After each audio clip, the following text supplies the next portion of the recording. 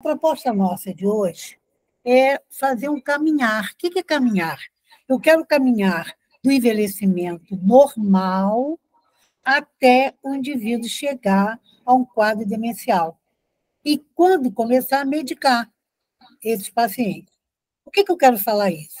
Porque nós sabemos que a demência é uma doença crônica, degenerativa, é um problema de saúde pública, ela não afeta só o paciente, ela afeta a família do paciente, ela afeta, na verdade, toda a sociedade. E precisa de políticas públicas, que, nesse momento, no Brasil, se está voltando a atenção para fazer um plano de políticas públicas nacionais para a demência.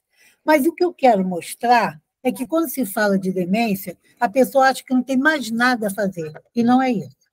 Não é isso. Por quê? Eu quero mostrar que nós temos um tempo entre o nosso envelhecimento normal até termos demência. Então, nós temos um tempo de tentar lentificar e, quem sabe, um dia interromper esse processo demencial. Então, é sobre isso que eu estou querendo falar. Bom, então esse roteiro que eu programei é exatamente assim, até onde vai o envelhecimento e onde começa a demência.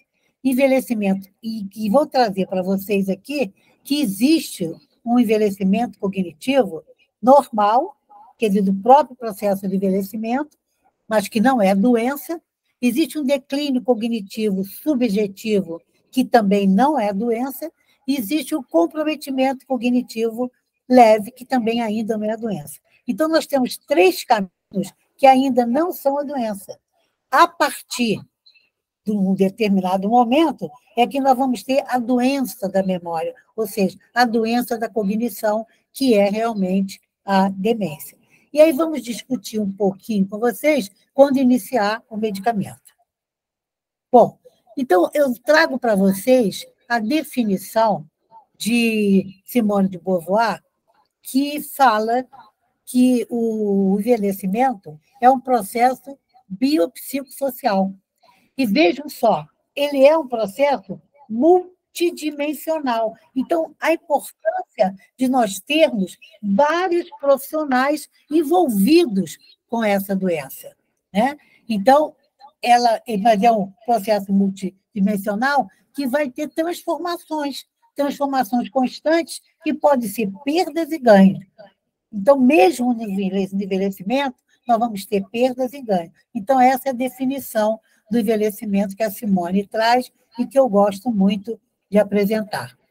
Muito bem, os estudos, vou falar um pouquinho do que se tem falado no mundo com relação a esse envelhecimento. Existe um crescimento muito grande das pessoas com 60 anos ou mais, mas 60 anos ou mais nos países em desenvolvimento.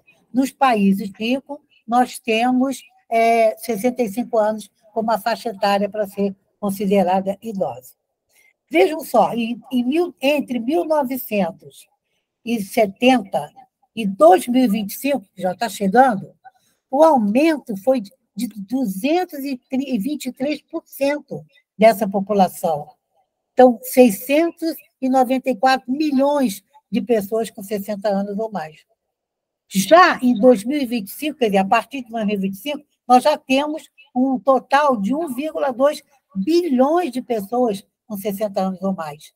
E os estudos que realmente no momento, estão indo só até 2050, já faz a previsão de 2 bilhões.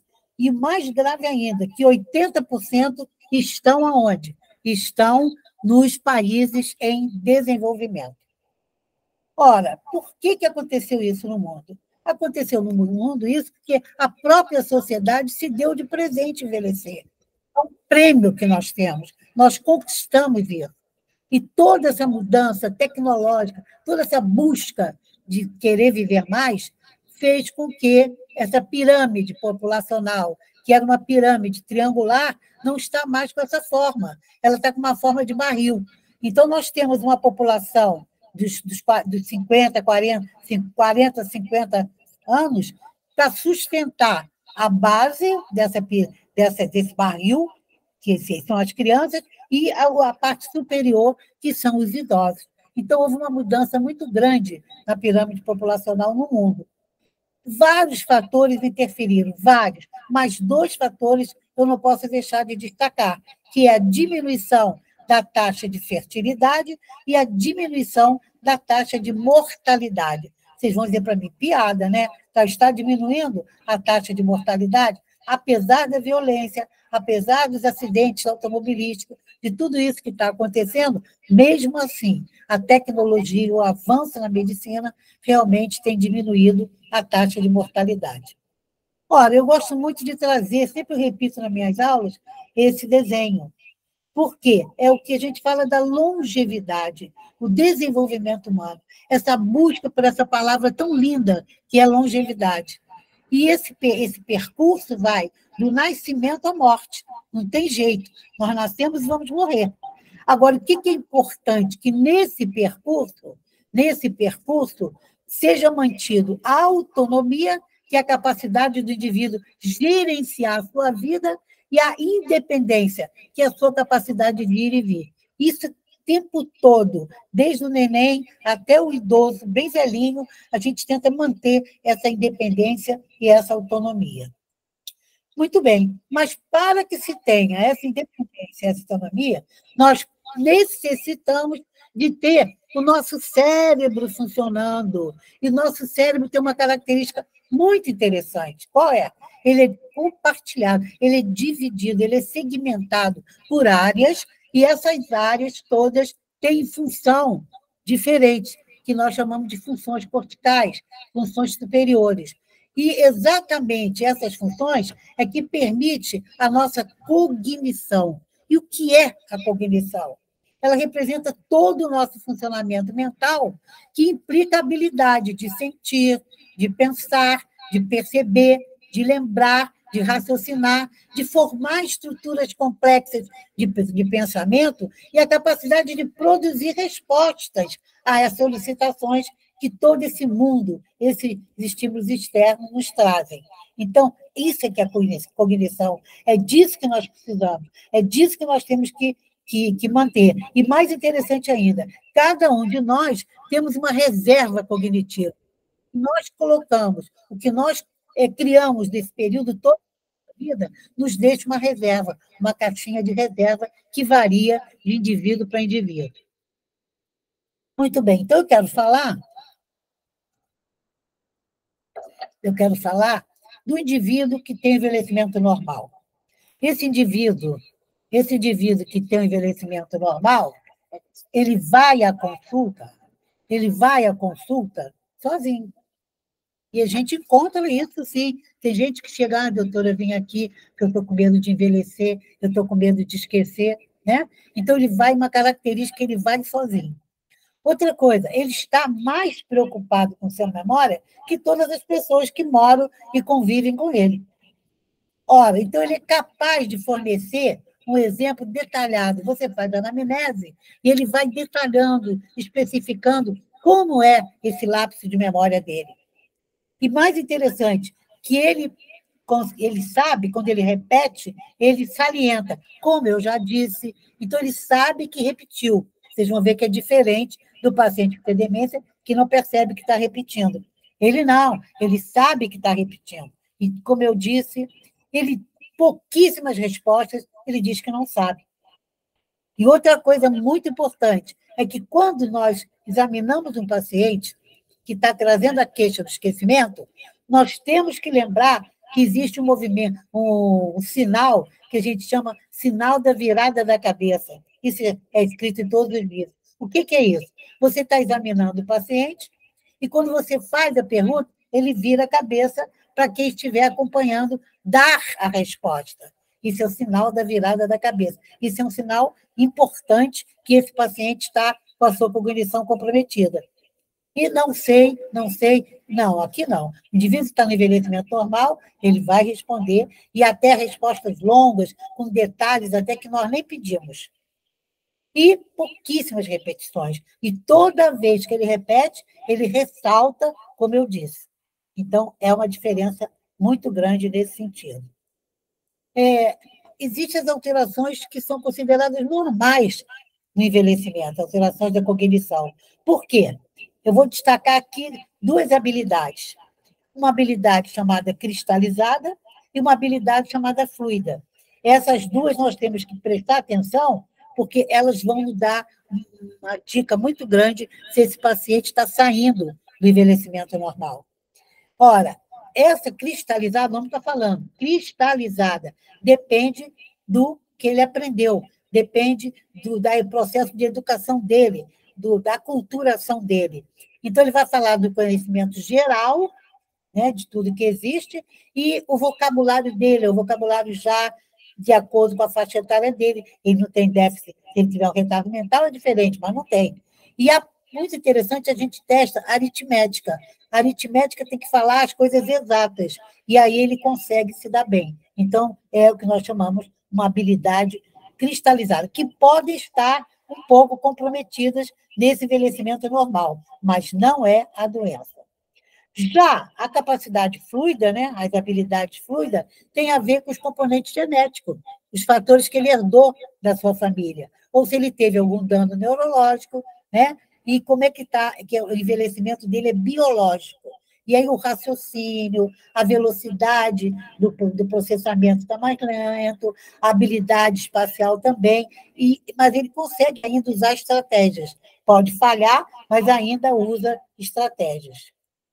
E como é que está a cognição desse paciente que tem o envelhecimento normal?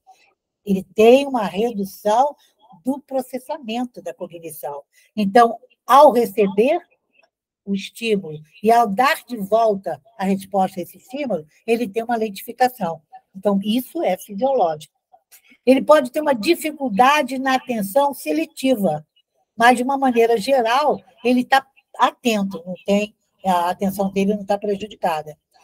Vai ter, fisiologicamente, uma lentidão, uma perda da flexibilidade mental. As pessoas têm mania de dizer, demora de falar, não sei o quê, demora de responder, demora de se vestir. Tá, a flexibilidade dele, mental, realmente vai estar prejudicada. E vai ter também uma dificuldade de inibição. Por exemplo, ele vai ter a resposta dele automática, ele vai responder de uma maneira automática. Ele não consegue inibir as outras coisas, mas ele está dentro de um envelhecimento considerado ainda normal. E aí vem a grande pergunta: por que existem as falhas de memória? Por quê? Se tudo envelhece, né? Todo o nosso sistema envelhece, cardíaco, respiratório, a pele, tudo envelhece, né? Então, por quê? Porque há um processamento cognitivo mais lento, exatamente isso que nós estamos falando, né? E uma dificuldade, aquilo que eu falei, de inibir estímulos irrelevantes. Quer dizer, ele não consegue muito separar o que é relevante do irrelevante. E as estratégias de memorização, como nós falamos lá, estão ineficientes. Ele não tem mais aquela flexibilidade mental de dar estratégias para dar soluções. Ele tem realmente uma lentidão, tá? Uma ineficiência disso. Mas é considerado ainda um envelhecimento normal. Muito bem. E aí, interessante, alguns autores fizeram esse trabalho, eu nem trouxe o nome deles, então eles resolveram o seguinte: fazer umas delimitações de fronteiras, o que é normal, o que é não é. Para isso, usaram algumas alterações, como as queixas que o paciente traz, a capacidade funcional em que ele se encontra, como está a cognição, como estão o diagnóstico por imagem, a tomografia, a ressonância magnética, o PET-scan e os biomarcadores.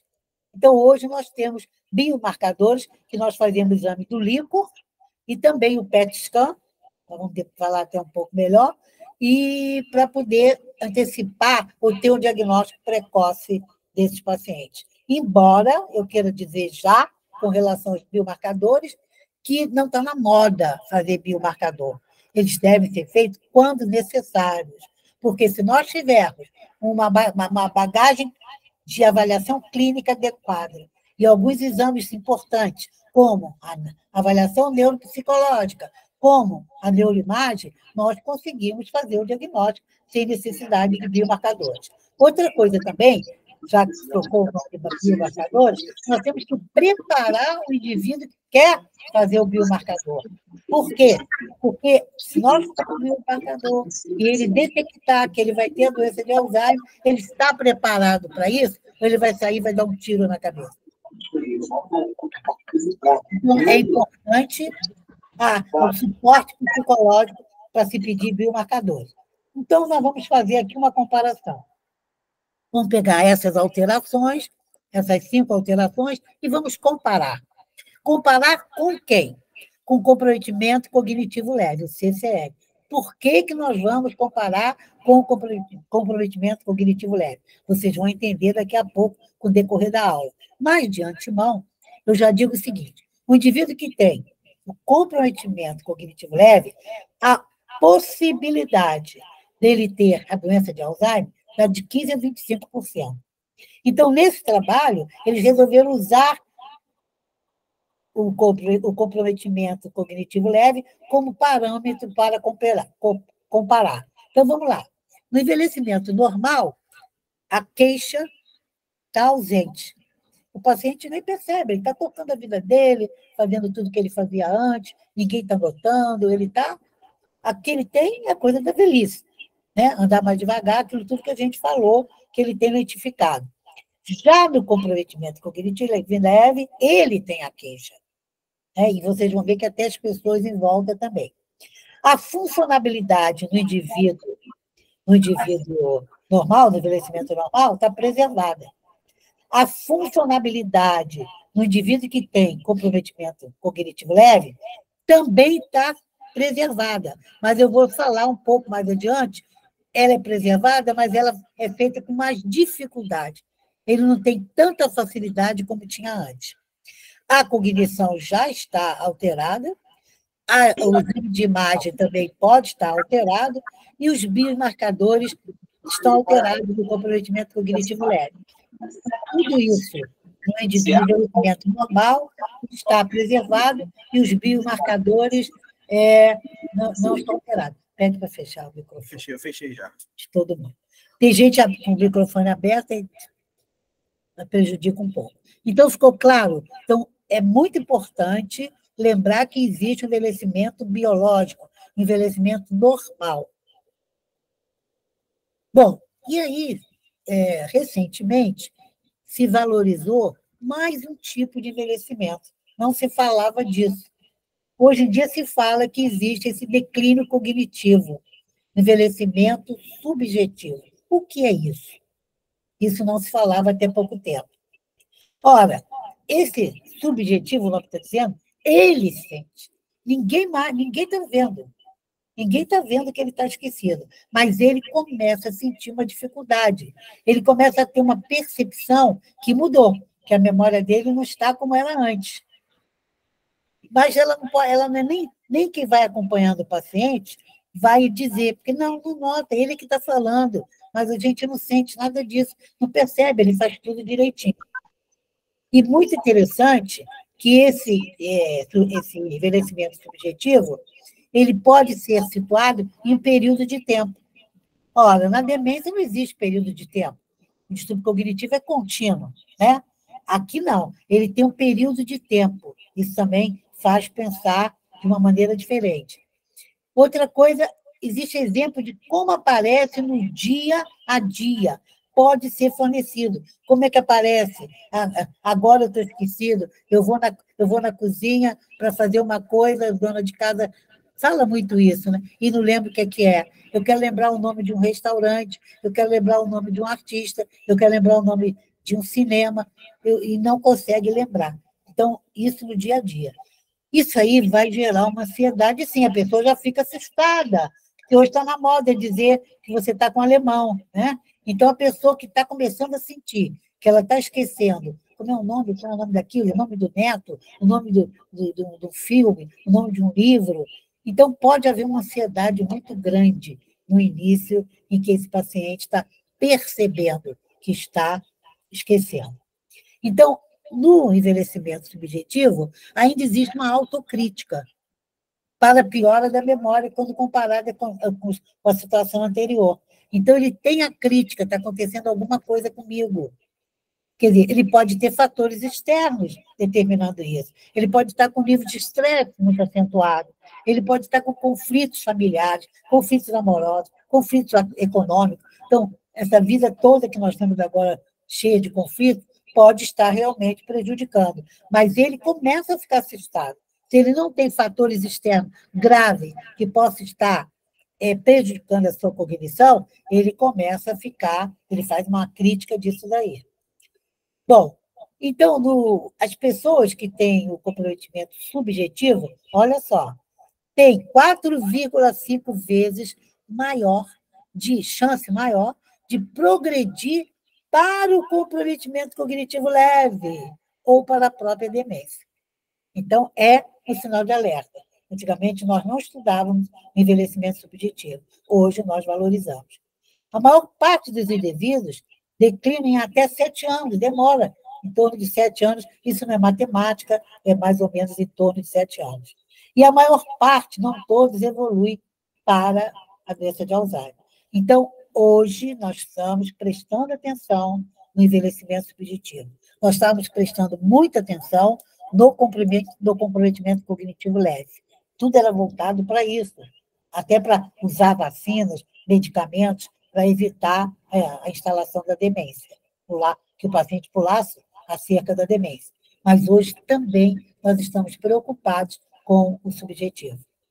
Então, a queixa de memória é bem definida nesse declínio cognitivo subjetivo. Pode haver dificuldades sutis, quando vai fazer os testes que a gente faz, como mini exame de estado mental, fluência verbal, ou quando ele faz uma avaliação ampla, uma avaliação neuropsicológica ampla, mas é tudo muito sutil, muito pouco. E pode haver, isso é que é muito importante, pode haver alterações de marcadores do líquor. Por que a gente está falando isso? E, nesse caso, ele está mostrando o aspecto da doença de Alzheimer. Então, vamos abrir aqui um parêntese. Por que eu estou falando isso?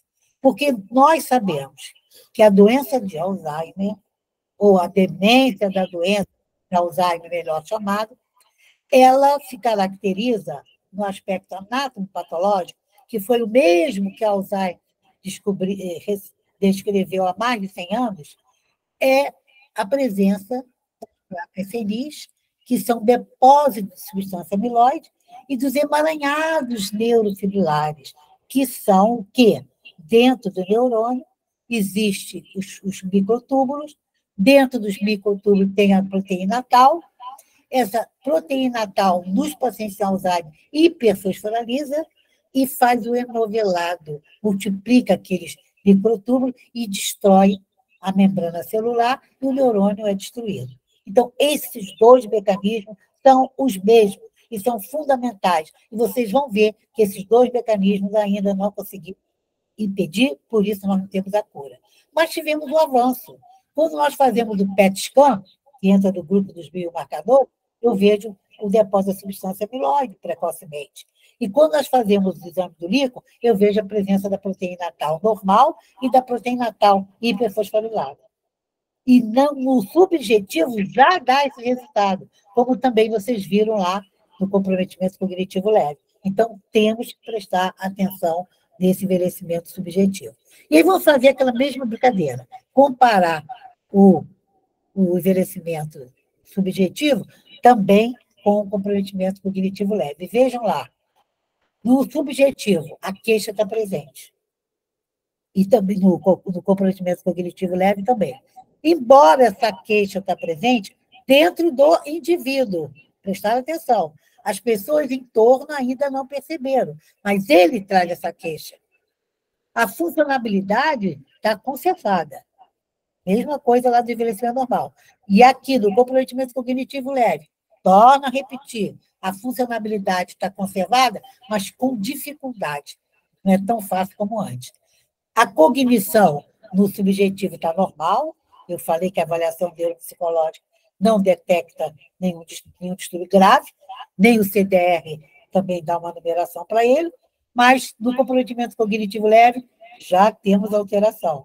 No subjetivo, nós não temos alteração na imagem, ou seja, na ressonância, tomografia, nós não temos alteração na imagem. mas o biomarcador está alterado. No comprometimento cognitivo leve, a gente tem alterações na neuroimagem e temos alterações de biomarcadores. Bom, existe ainda uma fase chamada pré-clínica, olha só, olha o percurso do envelhecimento até chegar lá. E vocês vão ver que nesse caminhar, eu vou falar um detalhezinho que vai ajudar muito a todo mundo. Nessa fase pré-clínica, vejam só, está provado isso já, que as lesões anatomopatológicas surgem antes do sintoma. Isso é que é terrível, né? Quem de nós já estamos com a lesão aí?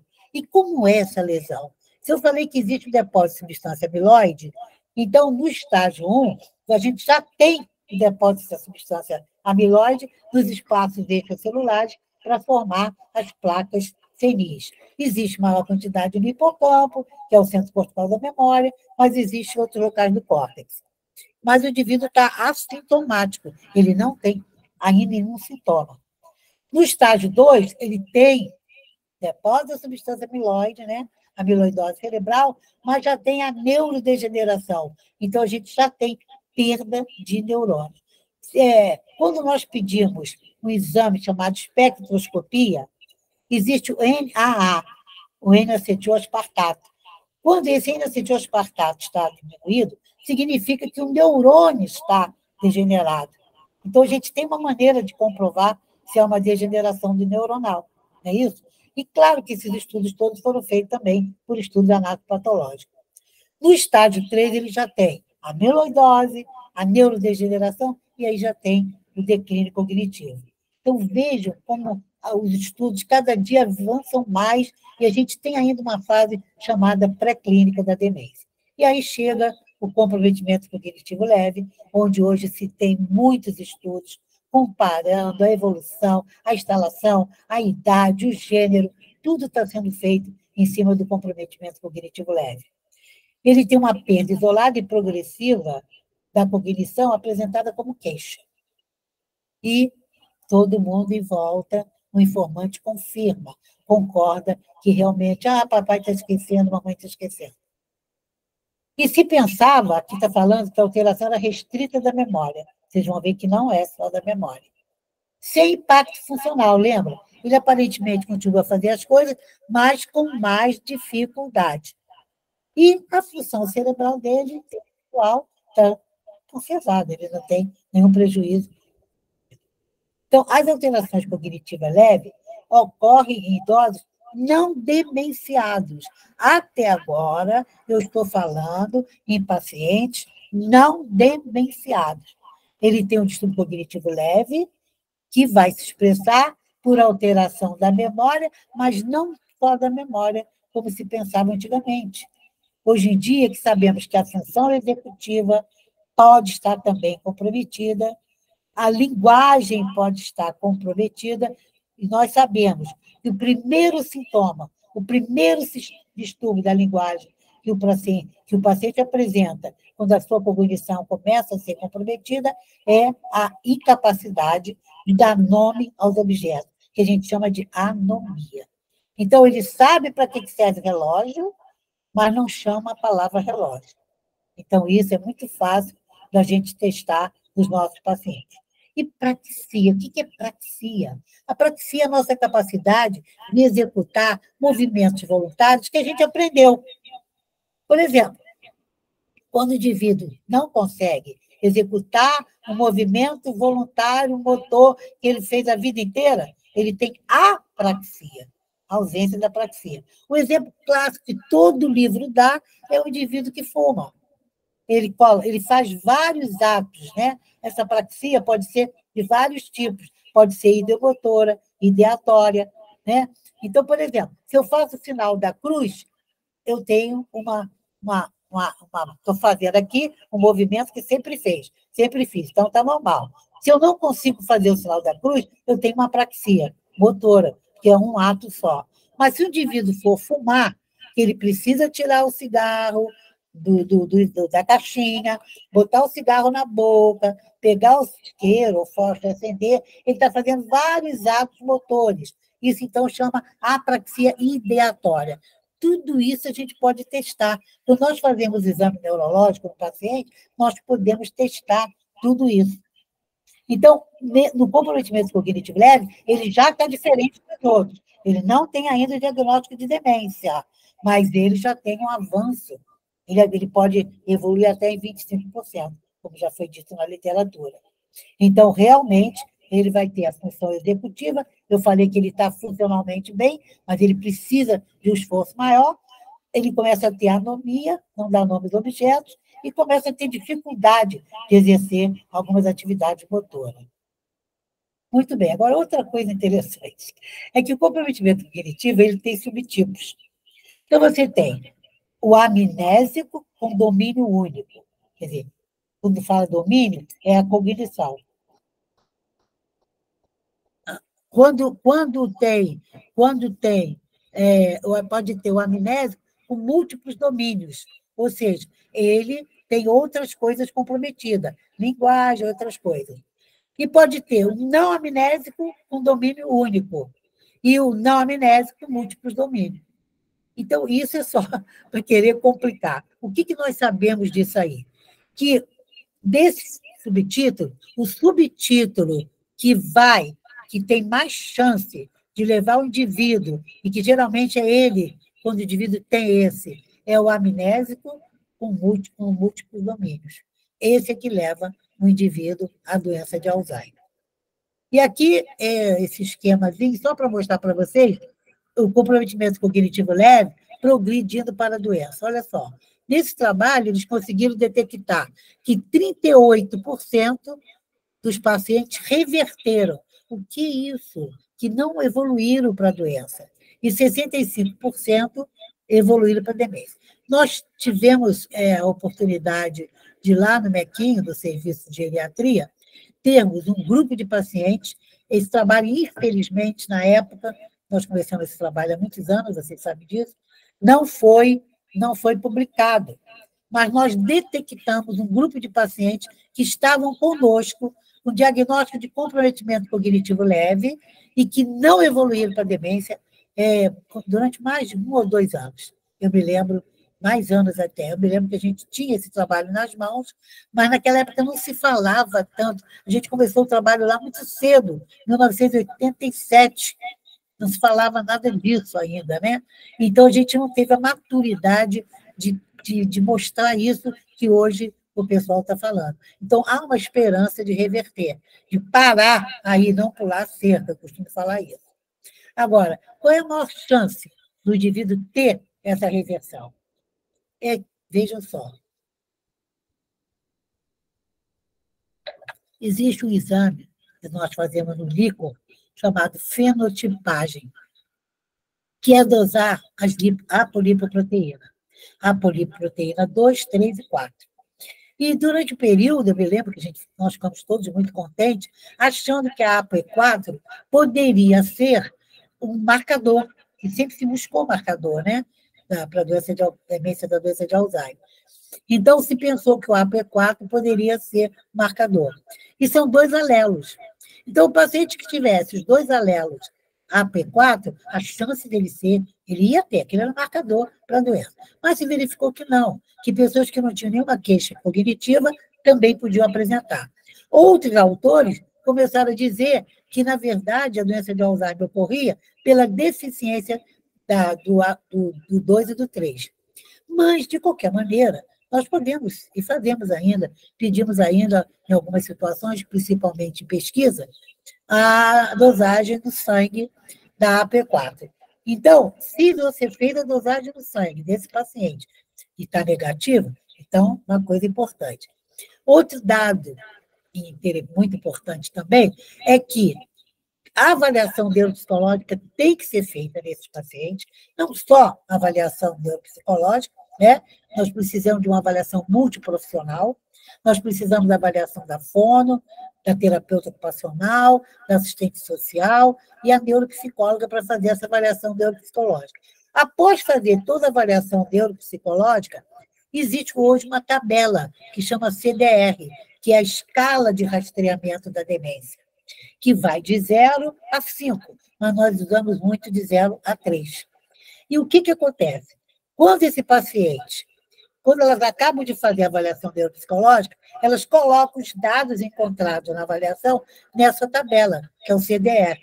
E tem uma escala. Se essa tabela de zero, se o CDR for zero, significa que ele está naquela coluna do envelhecimento normal e provavelmente também do envelhecimento subjetivo. Não existe um marcador no CDR para o envelhecimento subjetivo, porque o envelhecimento subjetivo é coisa mais recente.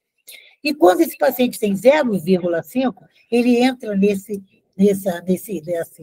score do comprometimento cognitivo leve. Se ele faz 1, 2, 3, ele entra na doença da cognição leve, moderada e grave. Então, isso ajuda muito ao nosso diagnóstico e à nossa conduta terapêutica. Eu tenho por hábito me orientar um pouco, me orientar até bastante, com relação à escala de CDR, que eu valorizo muito a avaliação neuropsicológica. Então, se esse paciente tem no CDR, depois que fez a avaliação toda, 0,5 com 0, ele não tem demência. Então, ele vai reverter, ele vai poder sair disso aí. E o melhor desempenho cognitivo. A gente observa que ele está com um desempenho melhor. E ele está no CCL, comprometimento cognitivo leve, amnésico, mas não tem nenhum predomínio das outras funções cognitivas. Que pacientes com comprometimento cognitivo leve podem estar próximos de demenciar? Vamos ver. Então, nas avaliações neuropsicológicas, existem essas alterações que nós vamos encontrar nos pacientes que nós vamos suspeitar que ele vai para a doença de Alzheimer. Por exemplo, a evocação tardia, a memória de trabalho, a memória espacial tem um crescimento, tem uma queda maior na avaliação neuropsicológica. Enquanto a evocação imediata e a função executiva, as habilidades visoespaciais, hoje nós valorizamos muito as habilidades visoespaciais, elas também vão declinando. Quando nós falamos em evocação imediata, evocação tardia, nós levamos em consideração o que nós temos, uma memória imediata e uma memória recente e uma memória passada, né? Mais retrógrada. Então, isso é que vai margear a nossa evocação. Quando nós fazemos aquele teste simples no mini-exame de estado mental, que nós pedimos para o paciente repetir 3 palavras, tapete, caneta, tijolo, isso a gente testa a memória imediata. Quando nós pedimos para o paciente guardar essas 3 palavras, deixamos passar 1 minuto e pedimos para ele evocar, ele fala também legal, tudo bem, ele tá bem. Então, a gente tem... E a memória antiga é aquela da história de vida dele, né? Que nós vamos perguntando. Então, baseado na avaliação neuropsicológica, nós vamos ter esse comprometimento. A evocação tardia, a memória de trabalho e a memória espacial desce mais rápido, e as outras 2 vão declinando, as outras 3 também vão declinando de uma maneira lenta. Então, isso a gente já encontra na avaliação neuropsicológica dos pacientes que podem evoluir para a demência. E aí eu trago aqui para vocês o conceito de demência dado pelo CID-10, que é o Código Internacional de Doenças da Inglaterra. Eu gosto muito dessa definição, porque eu acho ela simples e nos permite compreender melhor. Então, a demência é uma síndrome que decorre de uma doença cerebral crônica progressiva, onde há perturbações de quem? Daquelas funções cerebrais superiores, que nós chamamos funções cognitivas. E quais são elas? Memória, atenção, pensamento, orientação do tempo e do espaço, da linguagem, compreensão, capacidade de aprendizado, o cálculo, o julgamento. Então, ele tem realmente aquela cognição. Lembra o que é cognição? Que é o nosso funcionamento mental, que nós falamos? Então, essa cognição vai estar comprometida se nós tivermos o comprometimento exatamente do nosso funcionamento mental. Agora, o que é importante lembrar?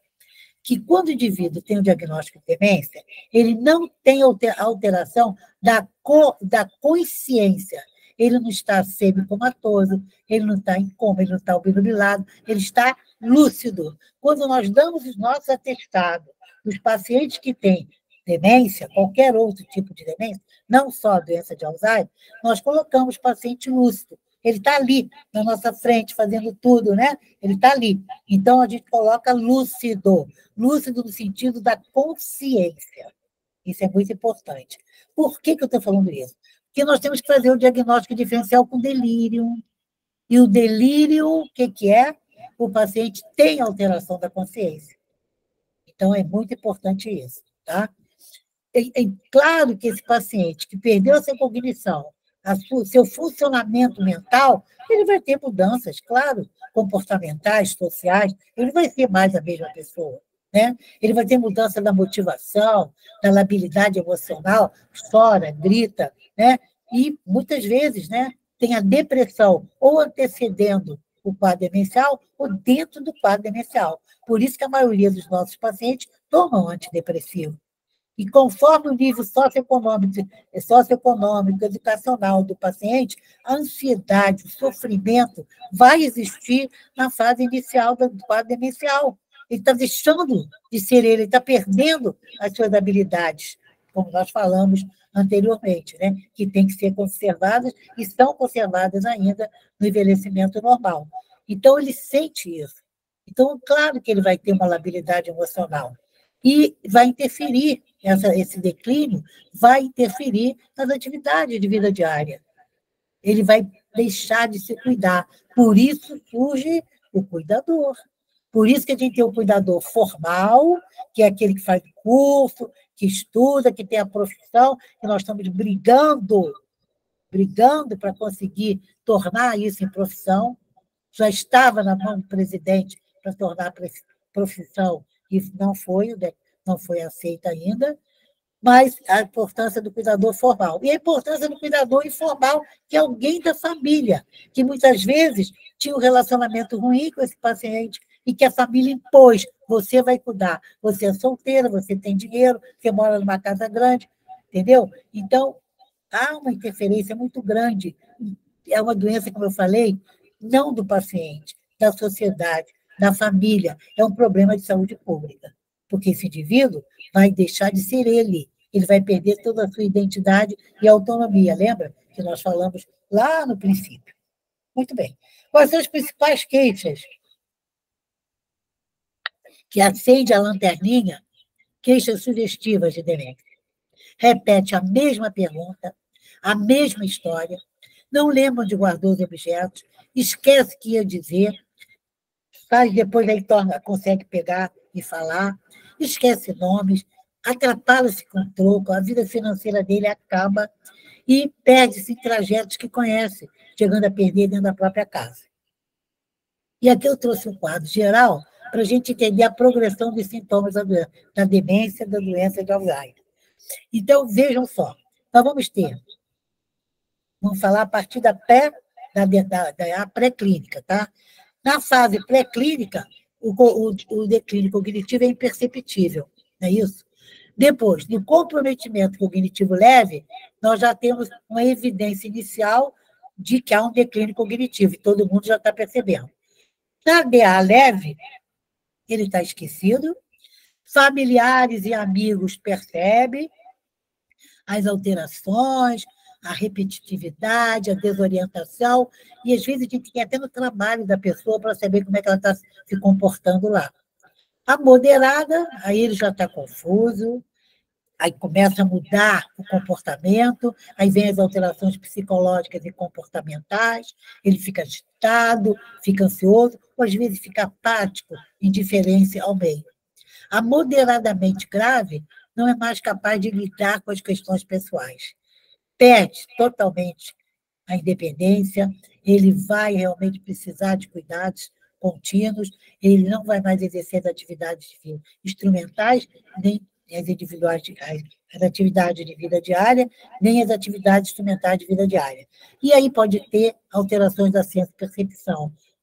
Vai piorando os comprometimentos psicológicos, o comprometimento comportamental. A DA grave necessita de cuidados o tempo integral.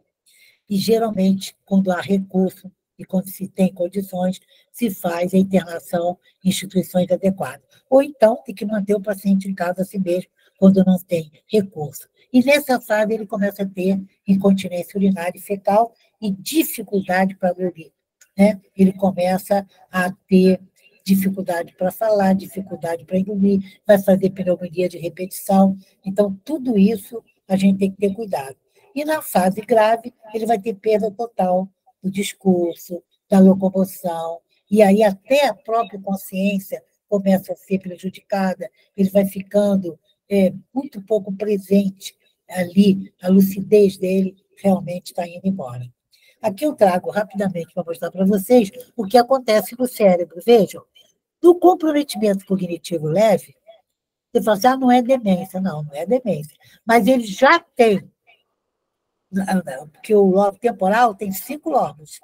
O quinto lobo temporal cobre o hipocampo, que é o centro cortical da memória. E aquele quinto giro ali, a borda medial do quinto giro temporal começa a atrofiar no comprometimento cognitivo leve. Já na demência leve, aí pega toda a parte do lobo temporal, né, parietal, na moderada já vem para a frontal, e na severa pega até lá o polo occipital. Então, todo esse cérebro realmente vai ser comprometido. Nesse slide aqui, eles colocam tempo, 2 anos. Não é matemática, a gente hoje tem muita mudança com relação a isso, porque nós temos medicamentos, nós temos reabilitação cognitiva, muita coisa, a equipe multidisciplinar, então eles estabelecem esse tempo, mas não é fidedigno. Bom, e aí eu queria falar da fisiopatologia da doença de Alzheimer. Todo mundo sabe que a hipótese colinética é a que está predominando, embora tenha um grupo aí querendo dizer não é nada disso. Não tem nada provado. O que nós sabemos é isso, tradicionalmente. Que a hipótese é colinética. Nós temos o neurônio, que com a acetilcolina, que junta a colina, né? São 2 coisas que se juntam. Quer dizer, a acetilcolina vai fazer com que esse neurônio funcione, que ele possa conduzir seus estímulos, etc. e tal. Mas o que nós sabemos? Que nós temos uma enzima chamada acetilcolinesterase, que ela faz uma hidrólise da acetilcolina. Quando ela faz essa hidrólise da acetilcolina, ela realmente prejudica. E o que nós sabemos? Nós sabemos que a acetilcolina normalmente diminui na velhice. No envelhecimento, ela vai diminuir um pouco. E nós sabemos que a acetilcolina ela está ligada ao nosso raciocínio e à memória. Então, a acetilcolinesterase, não deixando a acetilcolina funcionar, claro, nós vamos ter uma deficiência do neurônio colinérgico. Então, o que se tenta fazer com relação a medicamentos? Eu vou entrar agora, o que se tenta fazer para ajudar os pacientes que têm a doença. Então, hoje, os medicamentos tentam fazer, foram substâncias acetilcolinesterase. Eles tentam inibir a ação da acetilcolinesterase, porque se acredita que inibindo a ação da acetilcolinesterase, o aprendizado, a memória vai conseguir existir. Mas isso não é tão fácil como a gente está pensando, né? Na verdade, é um tratamento indireto, não é um tratamento direto. O tratamento direto, nós sabemos que tem que ser em relação a não ocorrer a hiperfosforilação da proteína tal e também não ocorrer o depósito de substância amiloide. Então, segundo Paulo Bertolucci, ele tem essa fala no trabalho em 2001, que, na verdade, que se tenta, né, corrigir o déficit colinérgico, aumentando o quê? Precursores da acetilcolina, inibindo quem? A acetilcolinesterase, com quem? Com anticolinesterase. E aí a gente consegue aumentar a afinidade dos neurotransmissores para os receptores, e aí a função do neurônio existir. Então, o que nós temos de anticolinesterase? Donepezila, que se acredita, tem uma maior duração e uma ação inibidora, e tem uma especificidade boa para o tecido cerebral. Nos Estados Unidos, eles têm uma preferência muito grande pela donepezila. Ela foi descrita em 1997. Ela vem numa dosagem de 5 de 10 miligramas. A galantamina, que sensibiliza os receptores nicotínicos à acetilcolina, quer dizer, melhorando a acetilcolina, e também vem em 8 unidades até 24, 8, 16 e 24. Antigamente, quando ela foi lançada, ela era tomada em 2 doses. 2 doses de 4, 2 doses de 8, 2 doses de 12. Hoje não, se faz 8, 16 e 24. E a rivastigmina, que aqui no Brasil teve um uso muito grande, ela vem em 1,5, 3, 4,5 e 9. E, hoje em dia, o que nós sabemos? Que a dose terapêutica é só quando você está fazendo 6 miligramas. E é a única que faz dose dupla. É usada 2 vezes ao dia. Quando você começa com 1,5, depois passa com 3, só vai ser considerado a dose terapêutica. Você faz 2 comprimidos de 3. Depois 2, 4,5 para fazer 9, depois 2 de 6. A dose máxima é 12. E se sabe que ela tem uma ação de duração prolongada. Ela foi um sucesso aqui no Brasil, mesmo porque o laboratório que usava rivastigmina, investiu muito, e nós aqui da UF tivemos uma experiência muito boa. E aí, em 2003, acho que foi em 2003, se eu não me engano, é isso mesmo, se observou o seguinte, que o glutamato também estava prejudicando o neurônio pós-sináptico. Então, na fenda sináptica, se tiver um excesso muito grande de glutamato, o que vai acontecer? O neurônio pós-sináptico ele tem um receptor para o glutamato. Então, o glutamato entra na célula seguinte, só que quando o glutamato entra na célula seguinte, ele leva o íon do cálcio, e o cálcio destrói a célula. Então, o que se fez? Se observou isso, que acontecia isso, e aí se criou uma substância chamada cloridrato de memantina, que bloqueia o receptor do glutamato. Então, o cálcio não entra, o cálcio não vai poder destruir a célula pós-sináptica. Mas tem um detalhe, esse cloridrato de memantina, ele vem com a indicação de só ser usado na fase moderada, nunca usar na fase inicial. E aí a gente pergunta, esses anticolesterais, todos eles dão efeitos gastrointestinais. Então, existe uma intolerância com relação aos anticolinesterais. E aí você entra o cloridrato de memantina. Tá, isso aí tudo bem, é possível, porque a gente não tem outra solução para isso. Embora você pode usar cada anticolinestease. Pode tentar a donepezila, pode tentar a galantamina, pode tentar a rivastigmina. Se nenhum deles der certo, a gente coloca, então, a memantina sozinha. Agora, outra coisa que nós temos que ter cuidado são as contraindicações, os efeitos colaterais. Existem alguns autores que dizem que o cloridrato de memantina não deve ser usado em pacientes cardiopatas. Tem que se ter muito cuidado de usar a memantina nos pacientes cardiopatas. Ela vem em 10 miligramas. E tem uma técnica para usar a memantina. Eu gostaria que vocês prestassem bem atenção nisso e não façam diferente. Usem só na fase moderada, junto, associado ao anticolinestease. Essa associação dá um upgrade, o paciente melhora realmente, principalmente da socialização e da funcionalidade, mas tem uma metodologia para você iniciar a memantina. Você faz meio comprimido, você não faça com uma semana, que é pouco, faça de 15 a 20 dias, outro meio comprimido, outra vez 2 vezes, depois meio comprimido mais um comprimido, até chegar a 1 comprimido e 1 comprimido, que a dosagem ideal são 20 miligramas.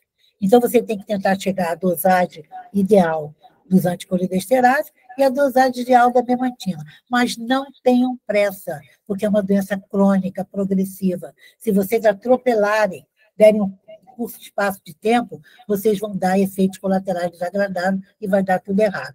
Outra coisa, esses pacientes têm que ser vistos. Então, o paciente tem que ser visto no mínimo de 2 meses, de 3 em 3 meses.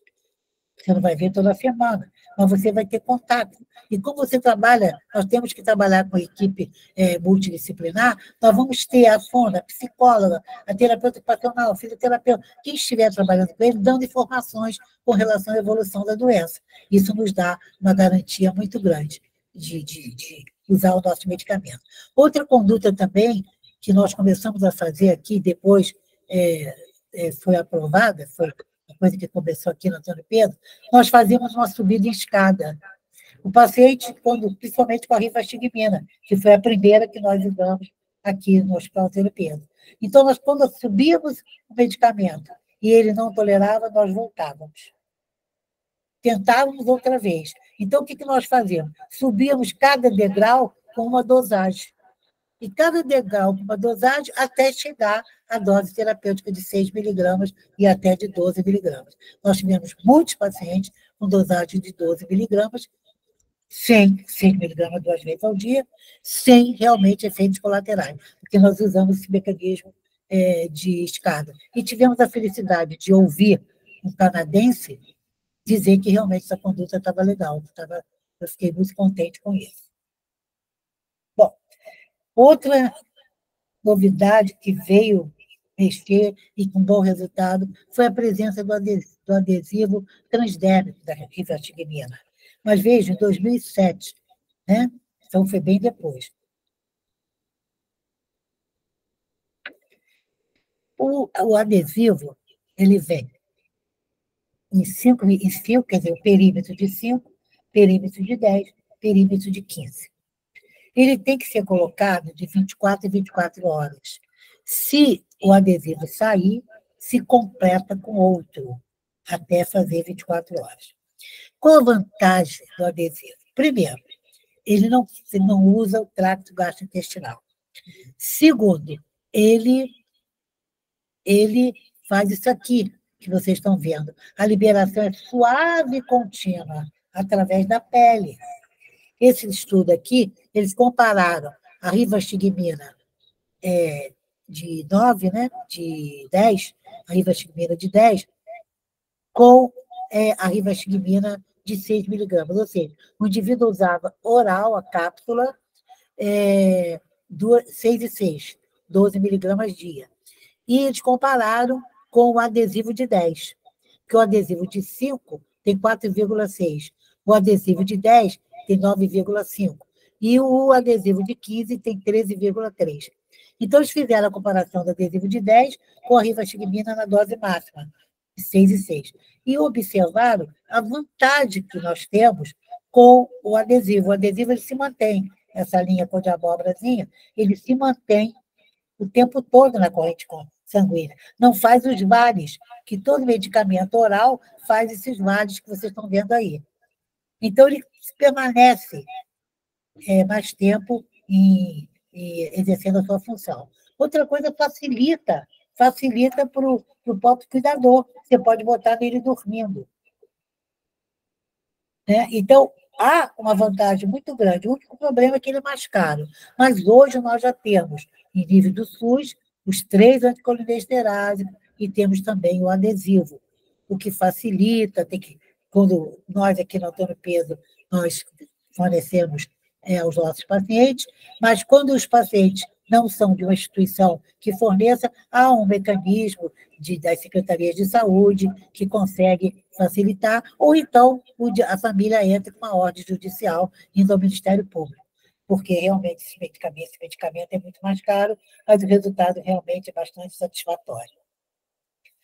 Bom, tudo isso que nós falamos é a busca de tirar o paciente dessa doença, de transformar essa família menos sofrida e resgatar a cognição dos nossos pacientes. Em 1987, aqui no ambulatório de neurologia, no ambulatório de neurologia comportamental e demência, que eu tive a felicidade de coordenar esses anos todos, nós criamos a reabilitação cognitiva, tentando resgatar as funções cognitivas dos pacientes com demência. Por que será que nós pensamos nisso?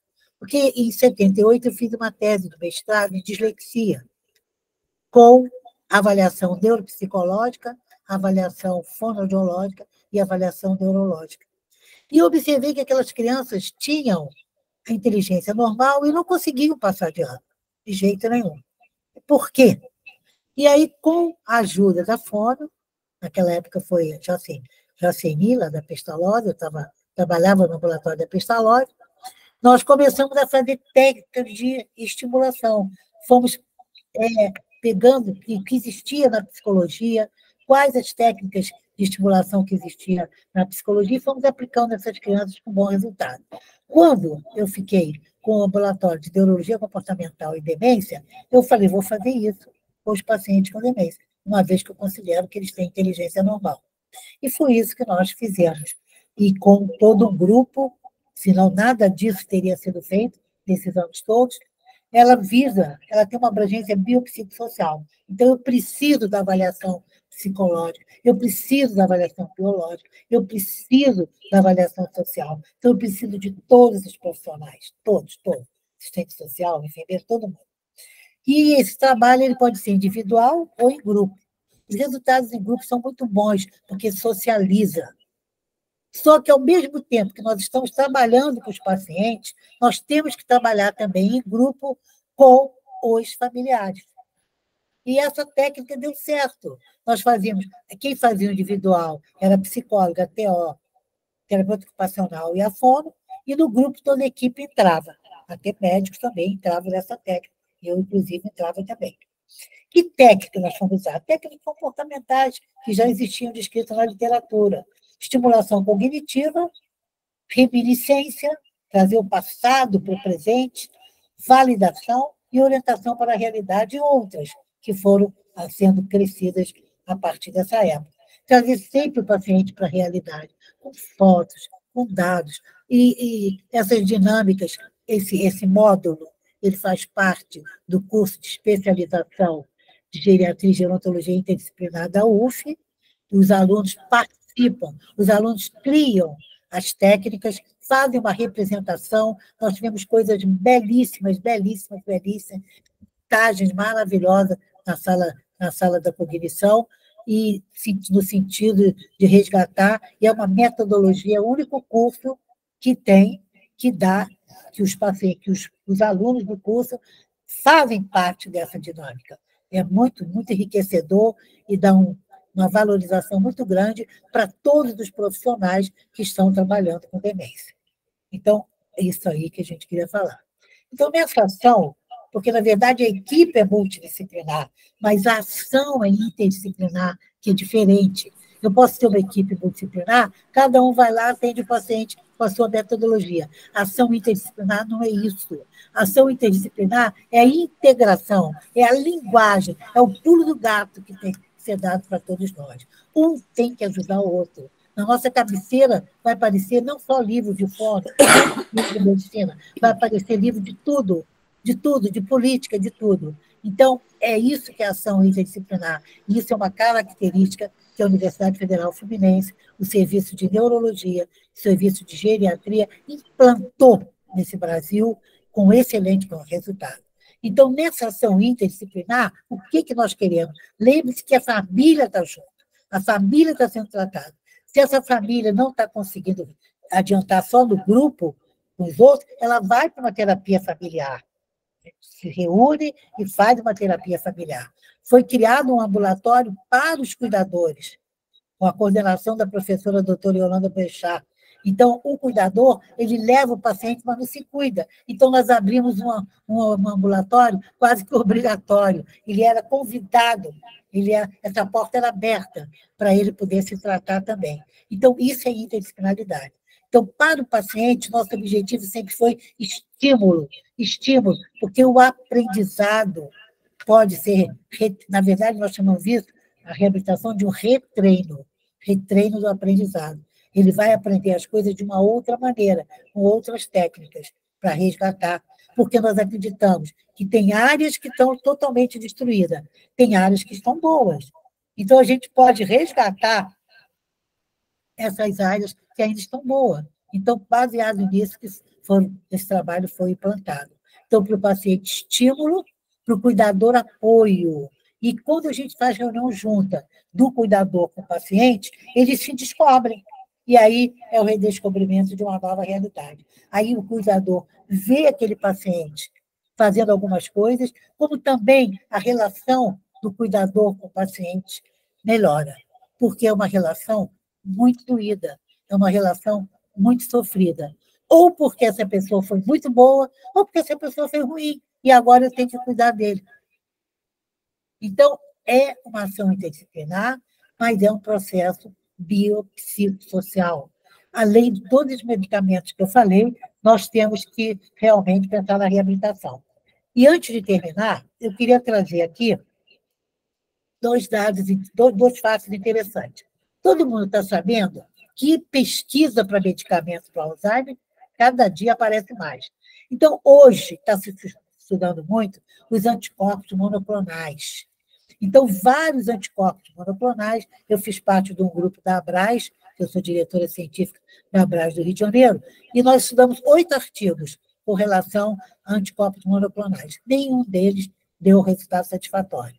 Agora recentemente, o lecanemab está sendo mais ou menos aceito, porque ele está sendo utilizado para evitar o depósito diretamente na beta-amiloide, evitar o depósito da beta-amiloide.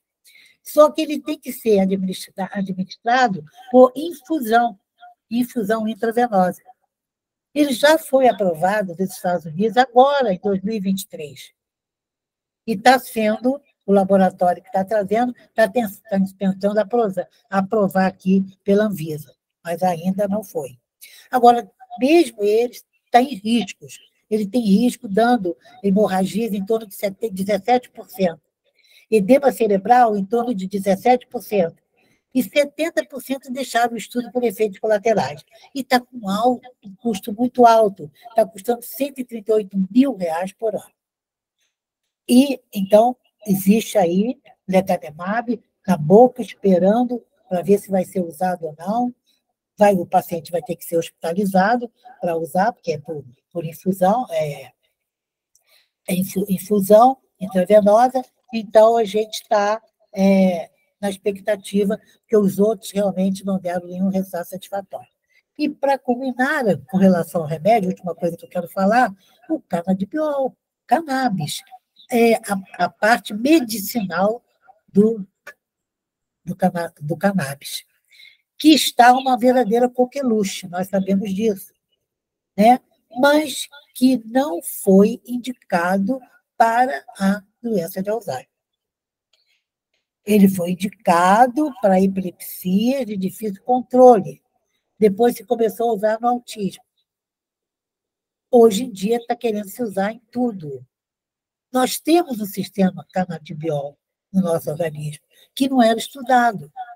Então, é tudo novo, né? E, inicialmente, eles pensavam que ia dar reversão da doença de Alzheimer, o que não aconteceu, não é isso.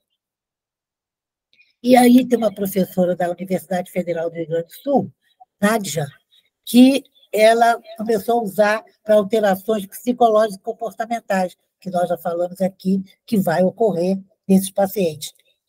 E parece que ela teve alguns resultados satisfatórios. Então, o que está acontecendo com o canabidiol?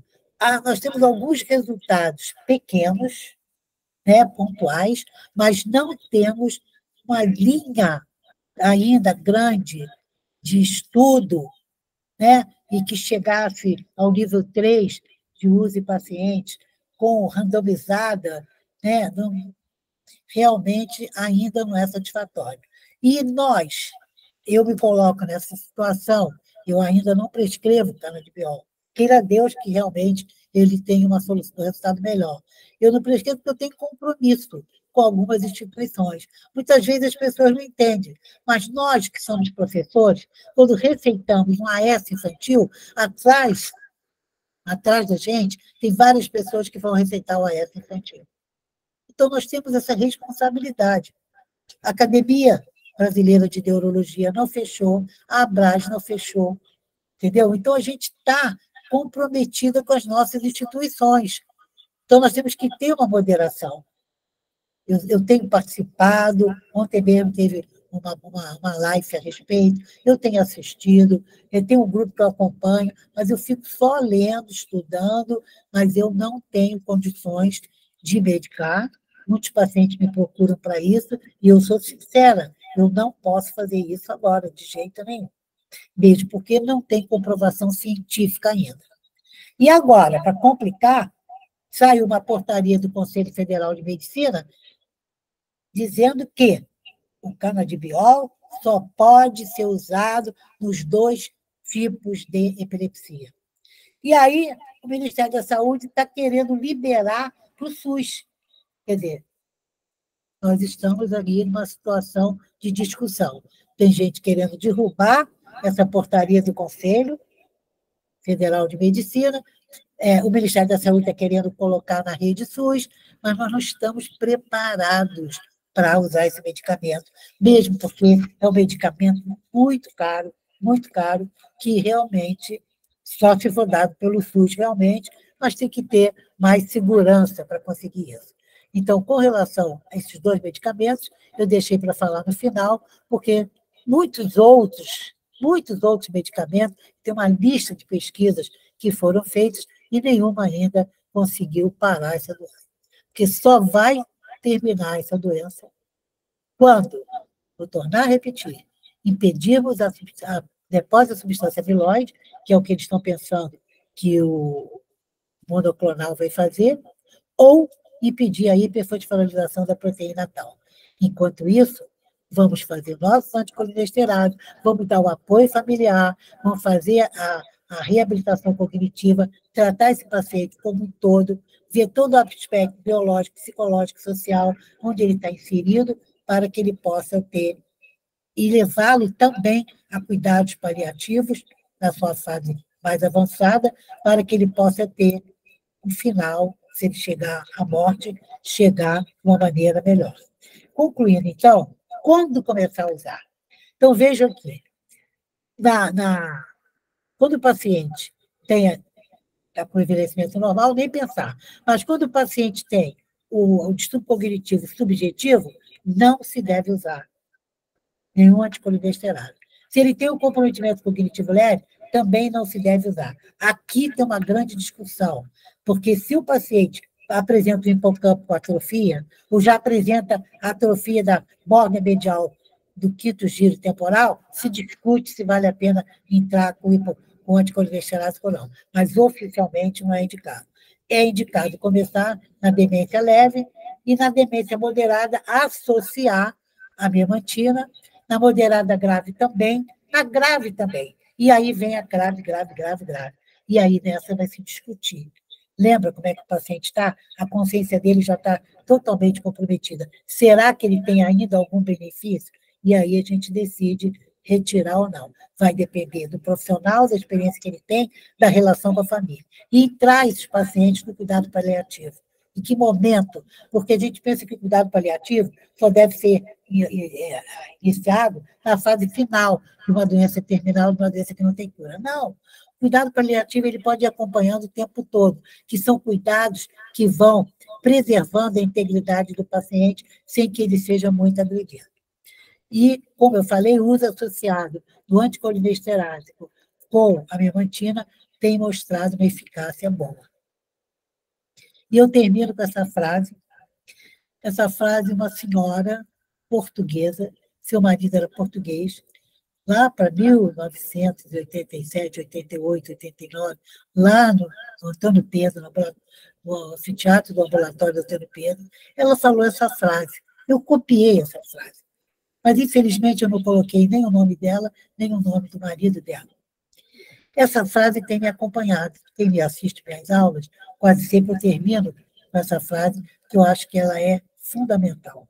É muito difícil vê-lo como sem vida e vivo. É isso que nós falamos. Esse paciente não sabe mais que aquele é o neto, que aquele é o esposo, que aquele é a filha, mas nós sabemos quem é aquele paciente. Isso a gente não pode esquecer. Quem quer que ele tenha sido, nós sabemos quem ele é. Ele não nos conhece mais. E é claro que quando essa moça falou isso, essa senhora falou isso, as relações interpessoais estão todas destruídas. Quem era essa pessoa? Ela não era mais ela. As relações, os núcleos familiares, quem vai cuidar, quem não vai, economicamente, quem tem dinheiro, quem não tem. Né? Então, o núcleo social desse paciente está totalmente modificado.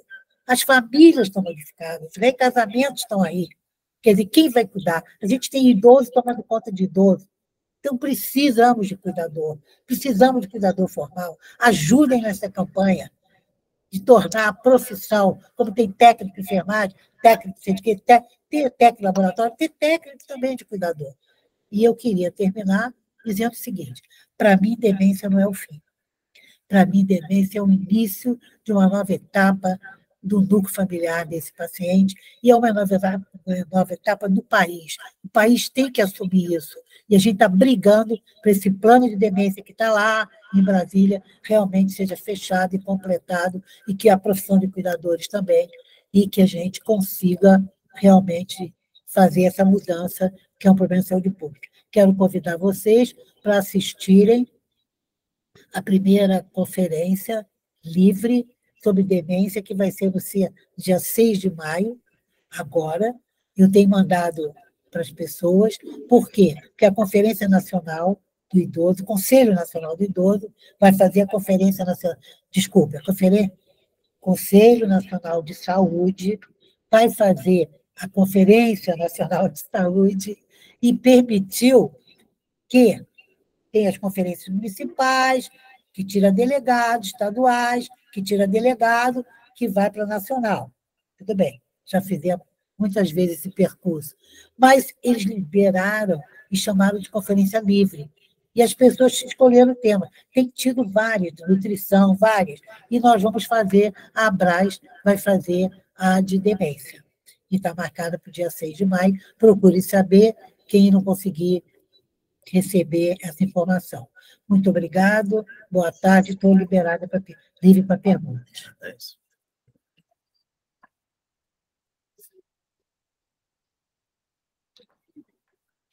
Agora só imagem.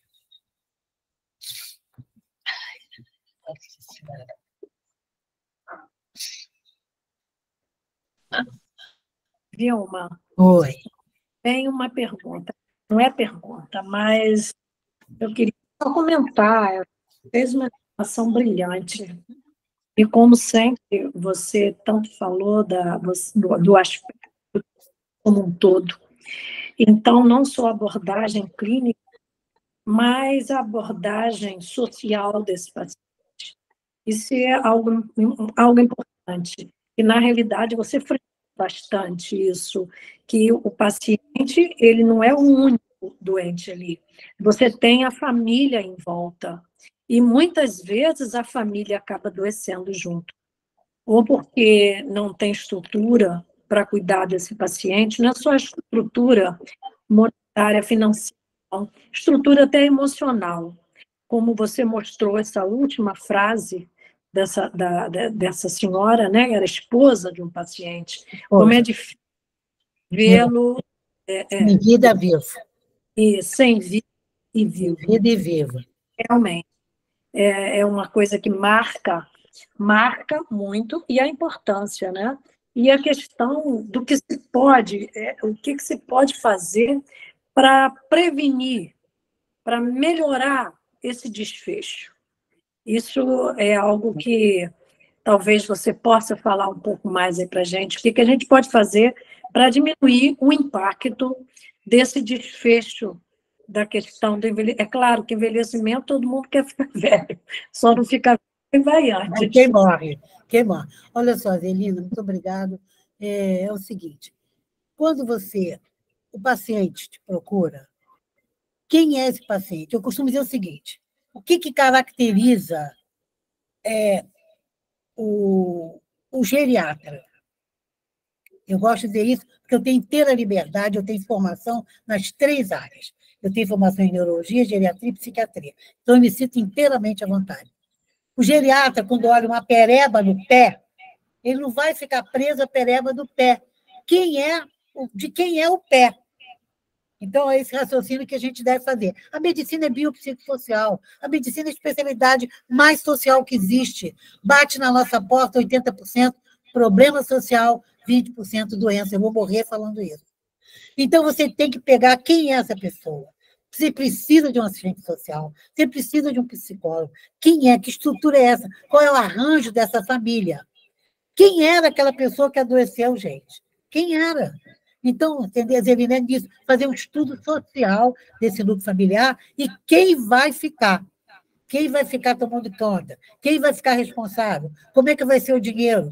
Porque a gente vê coisas muito aberrantes. A gente vê roubarem salário dos idosos que estão doentes. A gente vê coisas horríveis acontecendo. Então, é importante que o médico, com a sua equipe, faça isso. Se junte à família e prepare a verdade para a família. Se a família não tem estrutura para saber, pelo menos um da família tem que saber que a evolução vai ser assim, assim, assim. Porque senão o tempo todo o telefone, olha, está fazendo isso. Tem que falar, vai ter distúrbio de comportamento, vai ter insônia, distúrbio de sono. Então, a gente tem que preparar junto a família. Só tem esse jeito. E outra coisa, brigar para que o SUS abra. A gente tem que tentar espaço gratuito. Porque a nossa população, você mais do que ninguém sabe isso, 78% depende do SUS. 78% no Brasil depende do SUS, caramba. Então, a gente tem que brigar para isso, tem que brigar para isso, tem que saber votar. Isso aí não tem jeito, é política mesmo, política pública, política de social mesmo. Não sei se respondi. Não, respondeu, claro que respondeu. Sempre responde. E com certeza, são várias coisas imbricadas nisso. Isso daí daria uma noite inteira de conversa. Tá, Ana Cristina levantou a mão, querida. Levantei. Boa tarde a todos. Beleza. Um beijo para todos. Desculpe o atraso, estava atendendo, mas consegui entrar e é muito um prazer estar aqui com você e estar participando desse momento, né? Não canso de dizer isso a você. Sobre o que foi falado, né? A gente participou de uma live até pela Abras também, e a pergunta que foi feita, né, era sobre LPI. E aí a pergunta do palestrante foi: quem aqui iria para uma LPI? Isso eu acho que corrobora um pouco o que a colega colocou, a Zelina, né?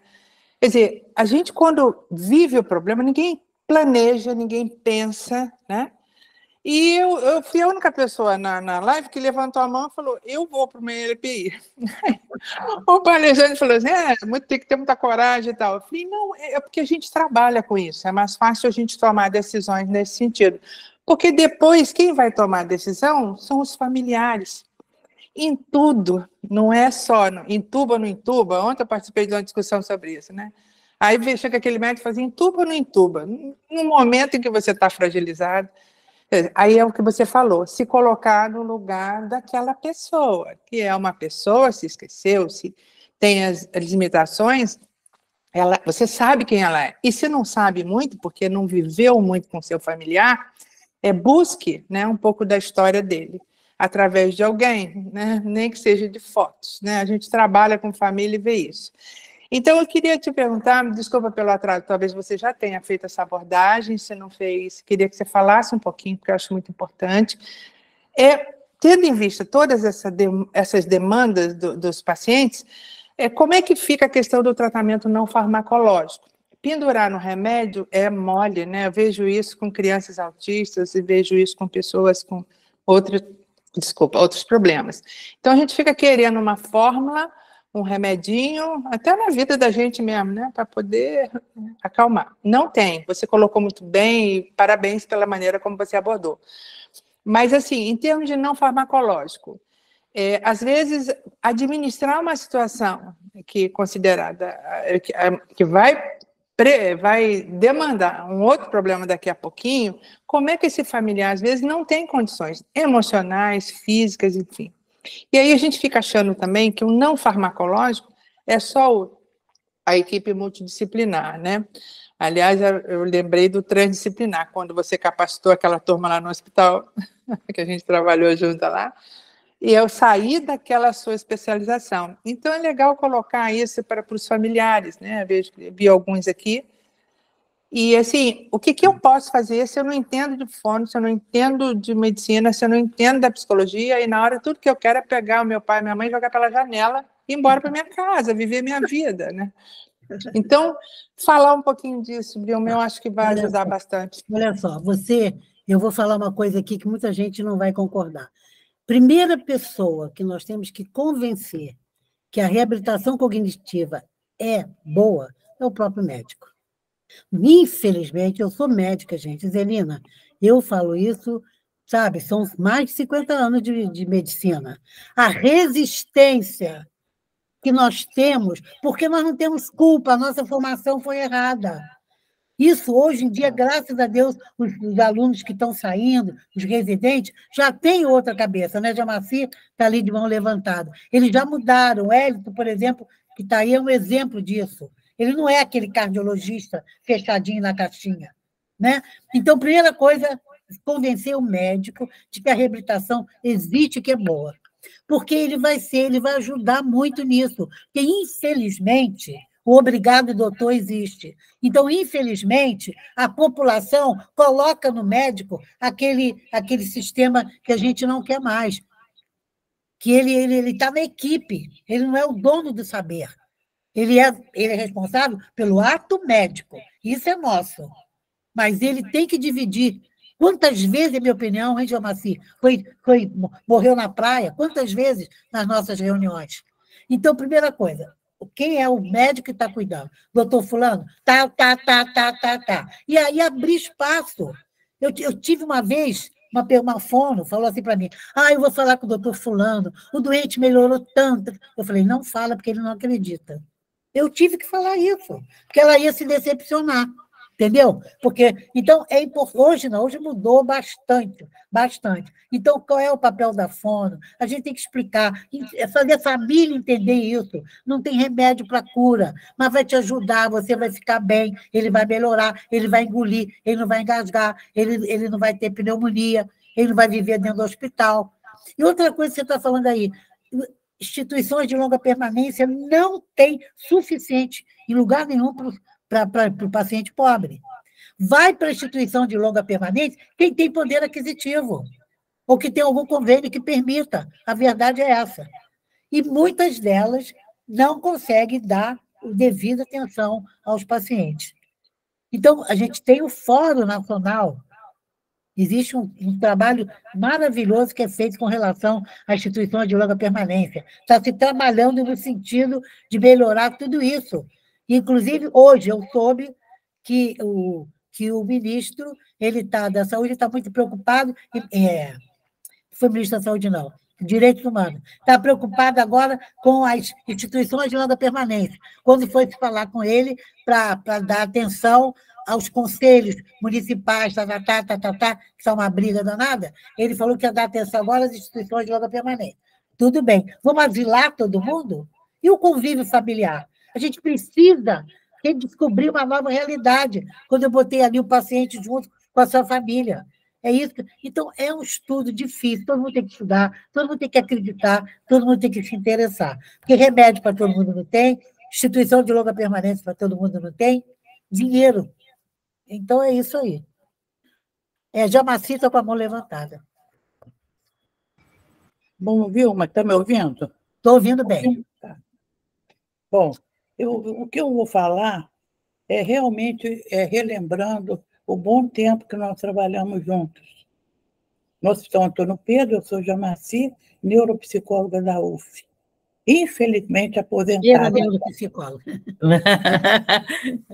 Só não deixei de trabalhar na área, eu continuo me atualizando, atendendo, mas, Vilma, a sua palestra, como sempre, foi brilhante.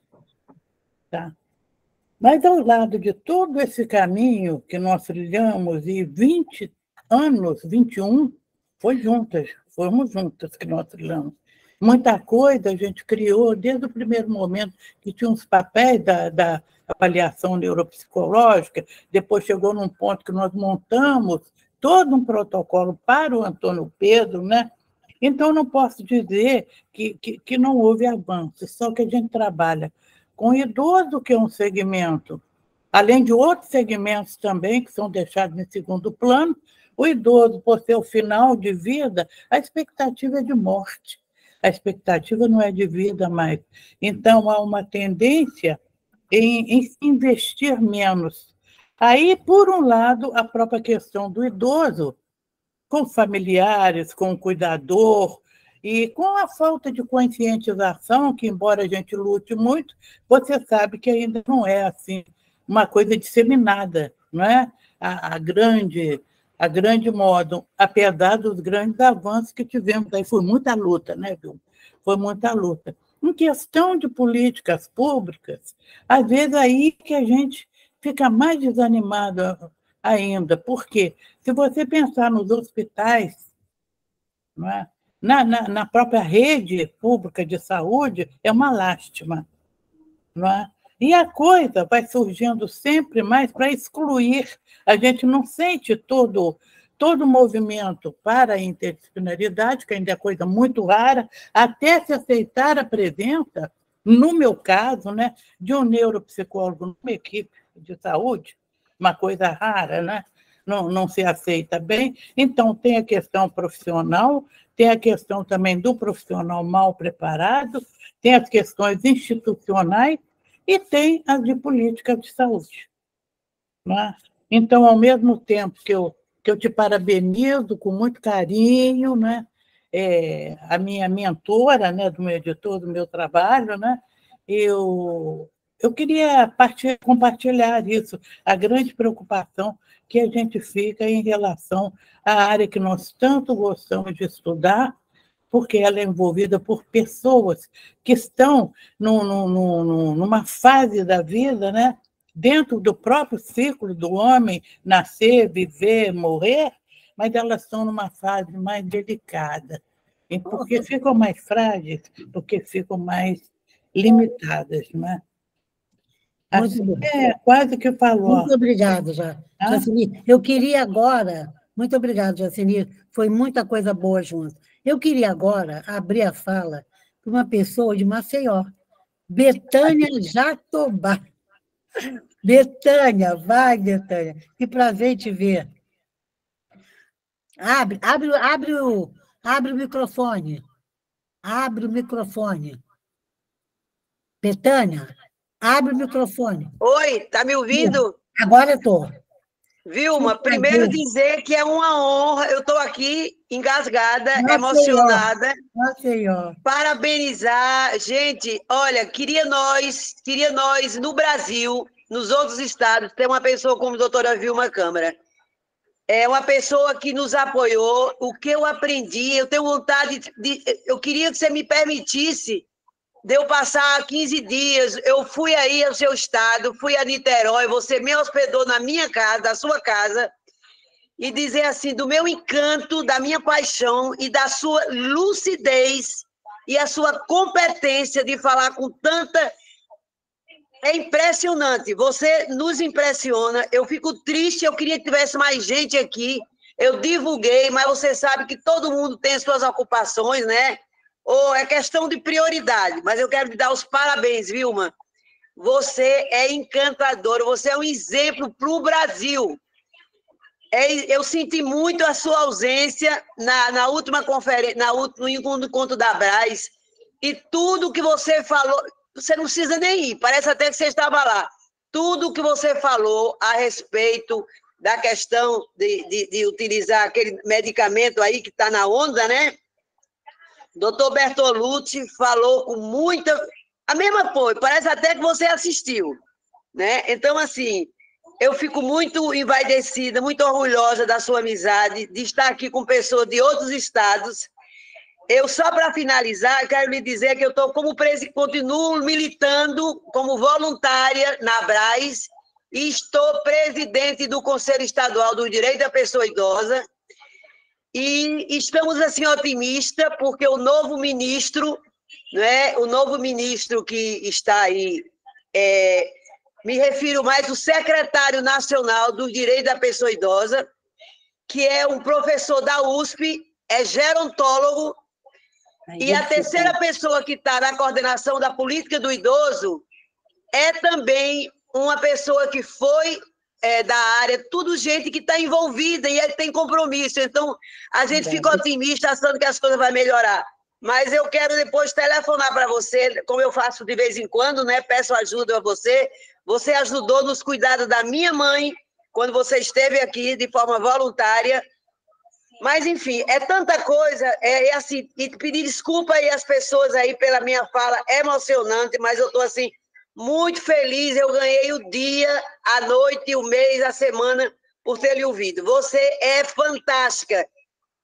Bote na sua cabeça, não existe nenhuma profissional nessa área com tanto conhecimento e com tanta facilidade e clareza de falar sobre a demência de Alzheimer. Se convença disso. Eu estou lhe dizendo porque eu viajo esse Brasil todo. Morei em Barcelona, como você sabe. Você conhece a Eulália Cucurella, que aprendi muito com ela. Então, assim, parabéns. Parabéns por esse momento. Parabéns por me ensinar tanto. Obrigada.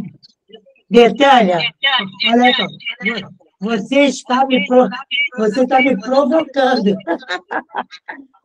Betânia, muito obrigada. Não é troca de elogio.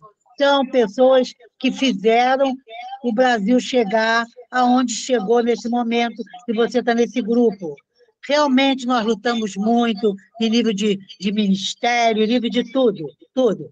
Agora, o que eu quero dizer é o seguinte, realmente existe a PI Brasil, que é um programa da sociedade civil, onde a gente está tentando, de tudo quanto é maneira, colocar no programa agora do governo de Lula, o destaque que tem que ter o Conselho Nacional do Idoso, que foi destituído. E destituído por um decreto, e o decreto, nós conseguimos desfazer o decreto. Mas, em compensação, não conseguimos que os profissionais que foram destituídos voltem para ocupar e terminar a sua gestão. Então, a gente está numa luta muito grande, nós temos feito reuniões semanais e muito decepcionados com o secretário-geral, realmente uma pessoa que é gerontólogo, que tem perfil, que tem pele, que toma a coisa que está se falando tanto, de pele, e ele realmente está furando, ele não está conseguindo acompanhar o desejo da sociedade civil de viver mais e com qualidade. Muito obrigada, Betânia. Que sua cidade é linda, Maceió é linda. A Trícia também está querendo falar. Oi, boa tarde a todos. Eu tenho uma pergunta, mas complementando o que foi dito, né, sobre a questão da estimulação cognitiva, né, de todo o suporte. Infelizmente, eu tenho o apoio, eu tenho a indicação pelo geriatra, pelo neurologista do meu pai, mas ele é que é uma pessoa resistente. Eu tive que tirar em dezembro ele da clínica onde ele fazia as atividades com a minha mãe, ela permaneceu e ele não precisa, né? E aí com uma informação que alguém colocou no grupo da Abras, né, de que havia um projeto, de que há um projeto na Clínica da Família, eu pesquisei e ontem eu consegui disponibilidade para ir lá e já cadastrei meu pai, agora eu estou na expectativa de trazer um testemunho numa próxima live, né, de como isso funcionou. Eu indiquei para uma vizinha, já veio a médica, com uma enfermeira, com uma TO, e já agendaram fono, parece que a coisa funciona. Eu estou com muita esperança, porque aí a minha ideia é alegar para ele que é uma obrigatoriedade da Clínica da Família, com a ciência de que há idoso naquela residência, fazer esse tipo de acompanhamento, né, de suporte. Vamos ver se vai funcionar numa próxima live, eu dou meu testemunho. A pergunta que eu tenho é a seguinte, eu tenho muita dificuldade de atrelar o que eu vivo ao que o médico fala em relação ao nível da doença no meu pai, né? Ele é portador de Alzheimer. E aí a minha dúvida é a seguinte, a senhora colocou aí nas fases, né, que há, na moderada grave, a situação fugiu a palavra, o delírio, né? O delírio. O meu pai fez um delírio há um tempo atrás, e aí eu consigo distinguir o delírio como efeito colateral de uma medicação e o delírio da doença, porque assim, a gente no convívio, a gente tem uma ideia de que está muito avançado, mas é aquela coisa da angústia do familiar, né?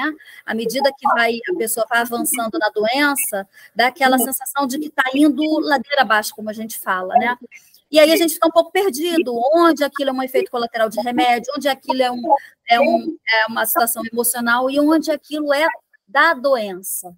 Eu consigo distinguir o delírio, por exemplo, uma situação mais complicada, mais complexa da doença, de um efeito colateral de remédio, de um outro motivo?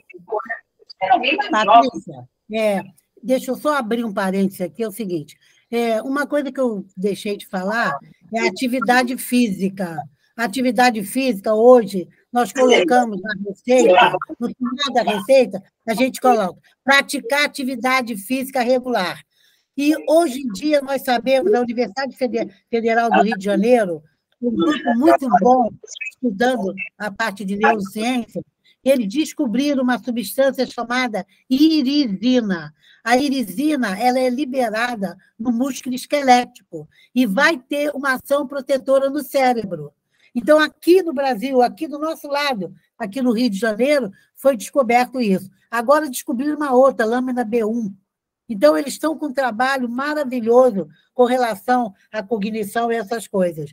Agora, eu esqueci de dizer isso. Então, a atividade física entra como terapêutica também para todos os pacientes, para toda a sociedade, e principalmente para as pessoas idosas. Agora, eu quero dizer o seguinte, há uma diferença entre delírio e delírio. O delírio, ele é secundário a uma doença, uma infecção. Ele pode ter uma infecção urinária, ele pode ter uma pneumonia. Então, ele tem o delírio, vem do delírio do alcoólatra, né? Na abstinência. Então, você tem uma causa, e o comportamento é diferente. No delírio, ele tem uma manifestação mais noturna, ele tem a consciência comprometida, ele tem uma obnubilação da consciência. Lembra? Na demência, a consciência está lúcida. E o delírio entra no grupo das manifestações psicológicas e comportamentais da demência. E essas manifestações psicológicas, o delírio é uma alteração da senso-percepção. Por isso que nós temos que ter o neurologista, o psiquiatra e o geriatra tratando desses pacientes. Então, esse delírio é uma alteração da senso-percepção, ou seja, está dentro... Desculpe, é uma alteração do pensamento, está dentro do pensamento. O que é alteração da senso-percepção são as alucinações.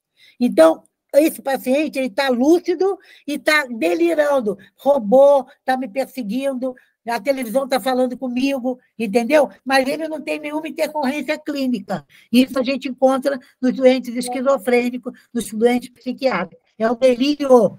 O delírio é secundário a uma doença. E a consciência fica comprometida.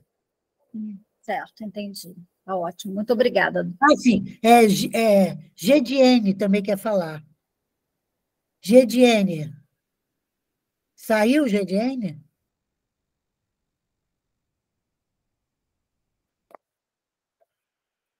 Alguém mais quer fazer algum comentário? Wellington, você está calado, vamos lá.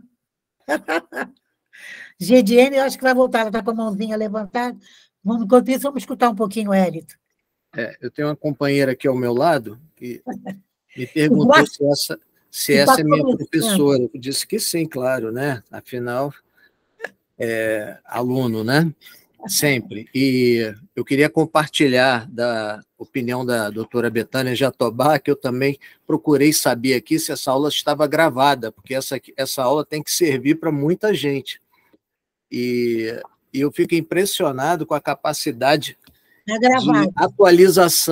de atualização da professora Vilma, trazendo aí o que há de novo em relação ao uso de anticorpo monoclonal, em relação ao canabidiol, né, sem interferência da indústria farmacêutica, uma opinião muito sincera, muito franca, e isso é muito importante. Eu estive no Congresso de Geriatria em São Paulo e eu também poderia dizer, é como se ela estivesse estado lá.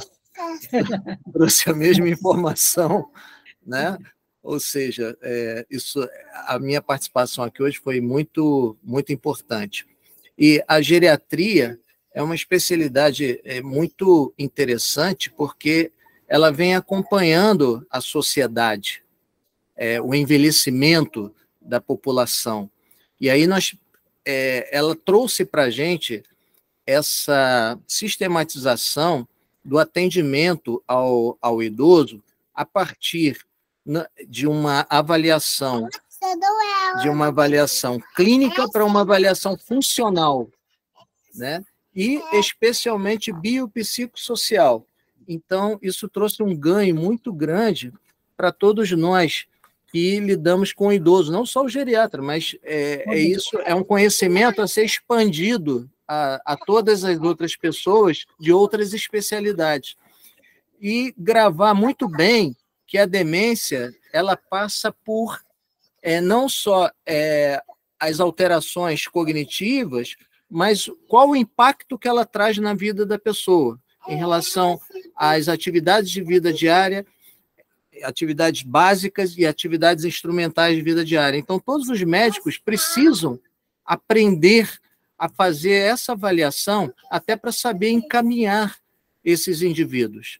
Então, muito obrigado pelos ensinamentos de hoje e eu espero que a aula esteja disponível em gravação. Muito obrigado.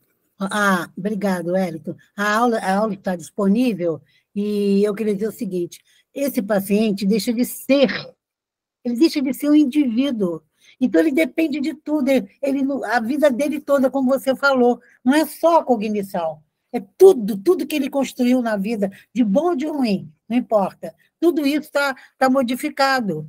Então, é muito complicado essa organização, a maestria para reger esse indivíduo que está demenciando. E eu queria dizer o seguinte, que eu estou muito feliz porque, finalmente, o doutor Bruno, que é doutor, tem pós-doc, vai fazer prova Jamaci para professor de geriatria da UF. Estou muito feliz.